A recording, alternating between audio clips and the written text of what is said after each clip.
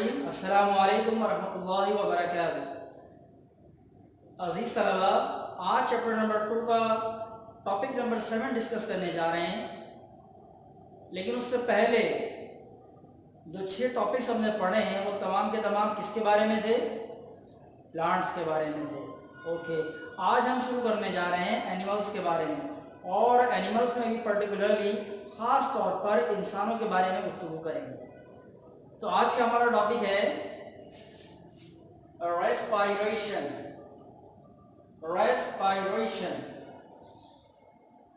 Respiratory system के बारे में आपने प्रेप में थोड़ा सा पढ़ा था, कुछ याद है? प्रेप में आपको पढ़ाया गया था रेस्पायरेटरी सिस्टम के बारे में, उसके पार्ट्स आपको बताए गए थे, और मेन पार्ट्स क्या होते हैं रेस्पायरेटरी सिस्टम के वो भी आपको बताए थे। याद आया? कौन से थे मेन पार्ट्स? 2 थे, लंग्स। ओके, ठीक है। आज रेस्पायरेशन के बारे में हम पढ़ने जा रहे हैं कि रेस्पायरेशन क्या है। तो respiration is the process of oxidation of food to produce energy. Respiration is the process of oxidation of food to produce energy. Respiration एक प्रोसेस है, एक अमल है। इस अमल में क्या होता है? Oxidation of food. Oxidation of food का मतलब है कि ऑक्सीजन की मदद से फूड को बर्न करना या जलाना। ऑक्सीजन की मदद से फूड को बर्न करना या जलाना या उसको तोड़ देना, ब्रेक डाउन करना, सिंपल पार्टिकल में कन्वर्ट करना, और उसके नतीजे में क्या होता है? To produce energy. उसके नतीजे में एनर्जी पैदा होती है। हम लोग खाना खाते हैं, आपने सुना होगा, घर वाले आपके वालिद वालिदा कहते होंगे खाना खाइए जिसमें जान आएगी। जब आप कभी नहीं खाते कहते अच्छे से खाएं, फ्रूट्स खाएं और दीगर चीज़ें खाएं जिसमें जान आएगी। खाने से जान आती है। वो जान क्या होती है? एक्चुअल वो एनर्जी के बारे में बात कर रहे होते हैं। और ये एनर्जी ऐसा नहीं है कि हमारे जिस्म में खाना अंदर दाखिल हुआ और फौरन उससे कोई एनर्जी निकली और हमारे हाथों पैरों में और पूरे जिस्म में आ गई। ऐसा नहीं है। अल्लाह रब्बुल इज़्ज़त ने ये पेचीदा निज़ाम बनाया है कि फूड पार्टिकल पहले डाइजेस्टिव सिस्टम में जाते हैं, हजम होके, और फिर उसके बाद वो ब्लड में एब्जॉर्ब होते हैं और ब्लड के ज़रिए उनको सेल्स में पहुंचाया जाता है। वो सेल्स जो हमें आम आँख से नज़र भी नहीं आते, उन सेल्स में पहुंचने के बाद आपका जो ब्रीथिंग सिस्टम है, जो सांस लेने का निज़ाम है, उसके ज़रिए ऑक्सीजन बहुत जिस्म में दाखिल होती है, एब्जॉर्ब होती है, और उस ऑक्सीजन को भी सेल्स में पहुंचाया जाता है। फिर ऑक्सीजन और फूड, इन दोनों का आपस में केमिकल रिएक्शन होता है और उसके नतीजे में एनर्जी प्रोड्यूस होती है, एनर्जी पैदा होती है, जिससे हमारे जिस्म में जान आती है। तो आपने देखा कि अल्लाह रब्बुल इज़्ज़त ने कितना पेचीदा निज़ाम है जो हमें पता ही नहीं चलता कि हमारी बॉडीज में हो रहा है, और एक्चुअली ये प्रोसेस तमाम लिविंग थिंग की बॉडीज में होता है। तो रेस्पायरेशन के बारे में बात कर रहे थे। रेस्पायरेशन में क्या होता है? रेस्पायरेशन में फूड मॉलिक्यूल, जो ग़िज़ा के मॉलिक्यूल हैं, उनकी ऑक्सीडेशन का अमल होता है। ऑक्सीडेशन मतलब ऑक्सीजन की मौजूदगी में या ऑक्सीजन के ज़रिए उन्हें ब्रेक डाउन किया जाता है, और उसके नतीजे में क्या पैदा होता है, क्या रिलीज होता है? एनर्जी। एनर्जी पैदा होती है, और इस एनर्जी से पूरे जिस्म का निज़ाम चलता है। तो रेस्पायरेशन की डेफिनेशन दोबारा देखिए, रेस्पायरेशन की तारीफ। Respiration is the process of oxidation of food to produce energy. Respiration एक अमल है जिसमें फूड की ऑक्सीडेशन का अमल होता है, और उसके नतीजे में क्या पैदा होता है? एनर्जी। ये प्रोसेस कहाँ होता है? अभी तक शायद आपके ज़हन में होगा कि ये हमारे कहीं फेफड़ों में हो रहा होता है। ऐसा नहीं है। ये प्रोसेस बॉडी के हर सेल में होता है, चाहे वो आपकी स्किन के सेल हों, फिंगर्स के सेल हों, शोल्डर्स के, लेग्स के, बॉडी में जितने भी लिविंग सेल्स हैं तमाम के अंदर रेस्पिरेशन का प्रोसेस होता है, यानी एनर्जी पैदा करने का अमल होता है। और किस तरह होता है कि ऑक्सीजन अंदर सेल्स में पहुंचाई जाती है ब्लड के जरिए, फिर फूड मॉलिक्यूल्स ब्लड के जरिए सेल में पहुंचाए जाते हैं, उन दोनों का केमिकल रिएक्शन होता है और उसके नतीजे में एनर्जी रिलीज होती है। उस केमिकल रिएक्शन का नाम क्या है? ऑक्सीडेशन। क्या नाम है? ऑक्सीडेशन। तो ये लिविंग थिंग्स की तमाम लिविंग सेल्स में प्रोसेस होता है। कौन सा प्रोसेस? रेस्पिरेशन का प्रोसेस। रेस्पिरेशन वो अमल है जिसके जरिए लिविंग थिंग्स में एनर्जी पैदा करने का अमल होता है। किसके जरिए? ऑक्सीडेशन ऑफ फूड के जरिए। रेस्पिरेशन वो अमल है जिसके जरिए बॉडी में एनर्जी पैदा करने का अमल होता है। किसके जरिए? फूड और ऑक्सीजन के जरिए। ठीक है, अब बात करते हैं कि ये जो प्रोसेस ऑफ रेस्पिरेशन है वो किस तरह होता है। क्योंकि हम जो सांस लेते हैं उसके जरिए ऑक्सीजन अंदर जाती है, तो वो तो सिर्फ आपके फेफड़ों में जा रही है। ठीक है, तो अंदर सेल से पहुंचने का अमल कैसे हो जाता है? तो रेस्पिरेशन में 3 काम होते हैं। एक इनहेलेशन, यानी एयर टेकन इन, हवा को अंदर लेने का अमल। उसके बाद exhalation, air taken out, air को बाहर निकालने का अमल। और ऑक्सीडेशन ऑफ फूड, मैंने बताया कि ऑक्सीडेशन ऑफ फूड और ऑक्सीजन का केमिकल रिएक्शन। तो ये 3 काम होते हैं रेस्पिरेशन के प्रोसेस में। जो रेस्पिरेशन का प्रोसेस है वो इन 3 कामों पे मुश्तमिल होता है। फिर से बताऊं, इनहेलेशन नंबर 1 पे क्या लिखा है? इनहेलेशन। इनहेलेशन का मतलब है सांस अंदर लेने का अमल, हवा को अंदर लेने का अमल। ठीक है, और नंबर 2 पे क्या है? Exhalation. Inhalation, exhalation, inhalation, exhalation. समझ में आया? हवा को अंदर लेने का अमल, सांस अंदर लेने का अमल इनहेलेशन, और हवा को जिस्म से बाहर निकालने का अमल एक्सहेलेशन। ठीक है, और उसके बाद तीसरा स्टेप क्या होता है?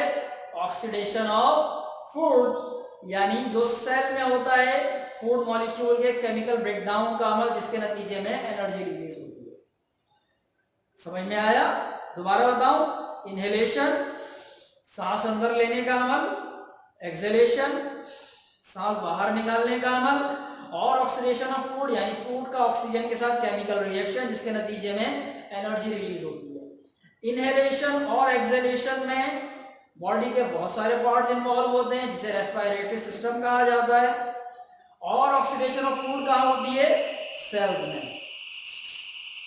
इनहेलेशन और एक्सहेलेशन कहाँ होते हैं? इन रेस्पिरेटरी सिस्टम, रेस्पिरेटरी सिस्टम में।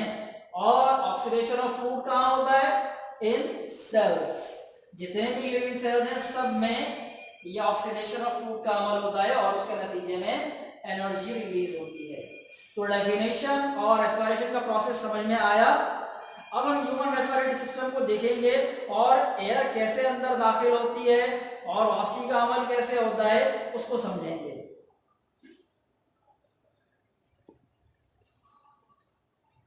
तो हम बात करते हैं रेस्पिरेटरी सिस्टम के बारे में। ह्यूमन रेस्पिरेटरी सिस्टम कहां से शुरू होता है? नोज से, सेकेंड पार्ट माउथ, और थर्ड पार्ट ट्रैकिया, उसके बाद चौथा पार्ट तरतीब के लिहाज से तो ब्रोंकाई होता है, ये ब्रोंकाई, उसके बाद ब्रोंक्यूल्स, एल्वेलाई और लंग्स, और आखिरी part diaphragm. Nose, mouth, trachea, bronchi, bronchioles, alveoli, और उसके बाद लंग्स, और आखिरी डायफ्राम।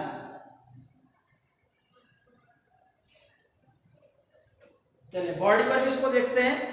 ह्यूमन रेस्पिरेटरी सिस्टम के पास नोज, माउथ, और उसके बाद ये जो नाली होती है जिसको ऐसे करके दबाएं तो खांसी आ जाती है ना, ये ट्रैकिया है। ट्रैकिया क्या है? ये ट्रैकिया। और उसके बाद नीचे जाएं तो ये ट्रैकिया 2 नालियों में डिवाइड हो जाती है, ऐसे करके दोनों नालियां अंदर जाती हैं लंग्स में। ये कहलाती हैं ब्रोंकाई। क्या कहलाती हैं? ब्रोंकाई। अगर एक के बारे में बात करेंगे तो ब्रोंकस, दोनों के बारे में बात कर रहे हैं, प्लूरल क्या होगा, ब्रोंकाई। फिर उसके बाद लंग्स के अंदर ये ब्रोंकाई जो है वो बहुत सारी छोटी छोटी शाखों में डिवाइड हो जाती है। दोनों में होती है, हमने एक में आपके लिए बना के दिखाने के लिए। ये जो ब्रोंकस है ये बहुत सारी नालियों में डिवाइड हो जाता है, इन्हें कहते हैं ब्रोंक्यूल्स।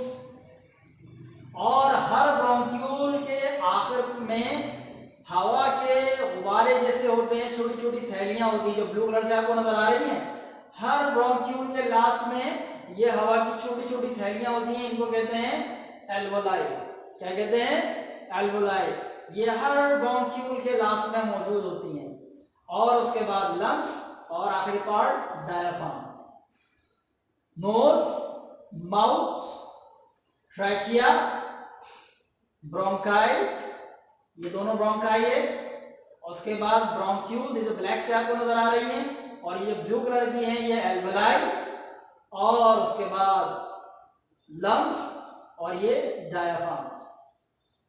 तो जब हम सांस लेते हैं तो एयर या नोज से या माउथ से हमारे बॉडी में एंटर होती है, और उसके बाद ट्रैकिया से होती हुई यहाँ ब्रोंकस तक आती है, ब्रोंकस से ब्रोंक्यूल में, और ब्रोंक्यूल से एल्वोलाई में। एल्वोलाई में आने के बाद इसमें से ऑक्सीजन को एब्जॉर्ब कर लिया जाता है, और बॉडी में ब्लड में मौजूद कार्बन डाइऑक्साइड इसमें आ जाती है।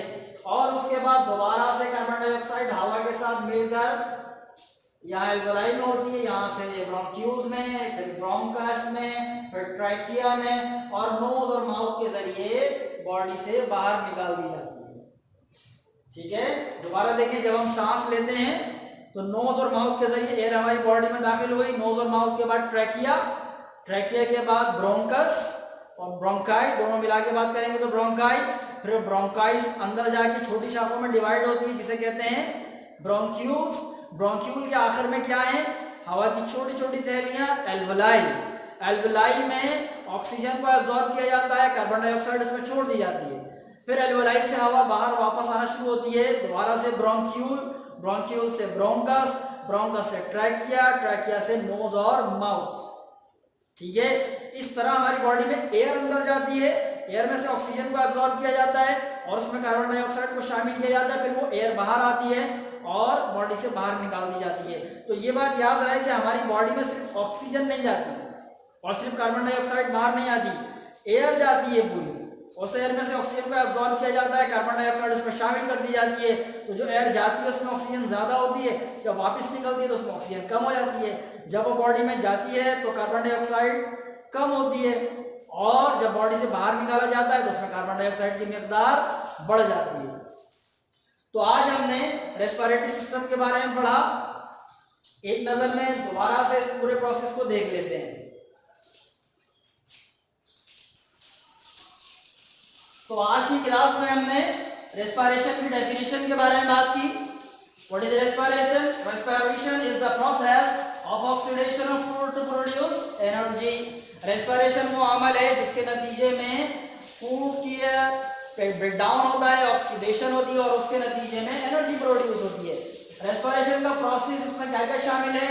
इनहेलेशन, एक्सहेलेशन और ऑक्सीडेशन ऑफ फूड। इनहेलेशन का मतलब एयर को बॉडी के अंदर लेना, एक्सहेलेशन एयर को बॉडी से बाहर निकालने का अमल, और उसके बाद ऑक्सीडेशन ऑफ फूड यानी फूड का केमिकल ब्रेकडाउन, जिसके नतीजे में एनर्जी रिलीज होती है। रेस्पिरेटरी सिस्टम के parts nose, mouth, trachea, bronchi, bronchioles, और ये ब्लू कलर से एल्वोलाई, और ये रेड कलर से बने हुए लंग्स, और उसके बाद ये डायाफ्राम।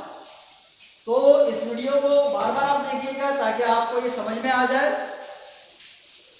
और आपने करना क्या है, आज आपने रेस्पिरेशन की डेफिनेशन को याद करना है और रेस्पिरेटरी सिस्टम के पार्ट्स, बस दो काम है। ये तीसरा चीज है प्रोसेस ऑफ रेस्पिरेशन, ये समझाने के लिए था, इसको समझना है, लेकिन याद करने के लिए डेफिनेशन और रेस्पिरेटरी सिस्टम के पार्ट्स, सिर्फ याद करने का ये काम है, दो काम। ठीक है, तो इंशाल्लाह अगली वीडियो में मजीद ह्यूमन बॉडी के सिस्टम के बारे में बात करेंगे। तब तक के लिए अस्सलाम वालेकुम व रहमतुल्लाहि व बरकातहू। अल्लाह हाफिज़।